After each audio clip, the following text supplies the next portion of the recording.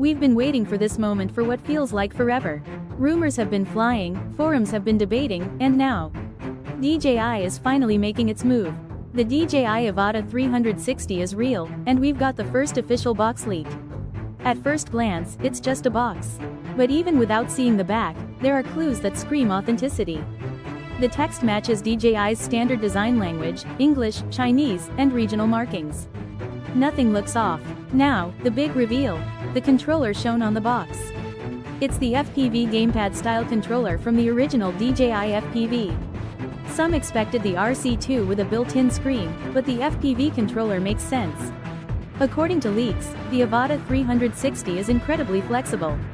It supports Goggles N3 Plus Motion Controller 3, FPV Remote Controller 3 Plus Goggles 3, and yes, even the RC2 for line-of-sight flying.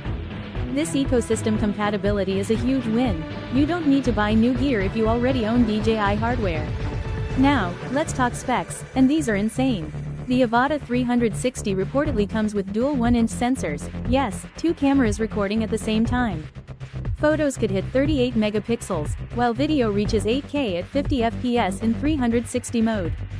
For regular shots, we're looking at 4K at 120 FPS, perfect for buttery smooth slow motion. And yes, it supports 10-bit D-Log for professional-grade color grading, plus 120 megapixel panoramas. Price? The leak suggests around $975 USD, extremely aggressive for a drone with this tech. It's cheaper than competitors and could even include the Fly More combo. Here's the bigger picture. The Avata 360 isn't just a new drone, it's a game changer. For years, creators had to choose between FPV thrill or 360 framing. DJI may have finally merged both worlds into one tool. You can fly through tight gaps, capture cinematic shots, and reframe footage after the fact, all without sacrificing speed, stability, or creativity.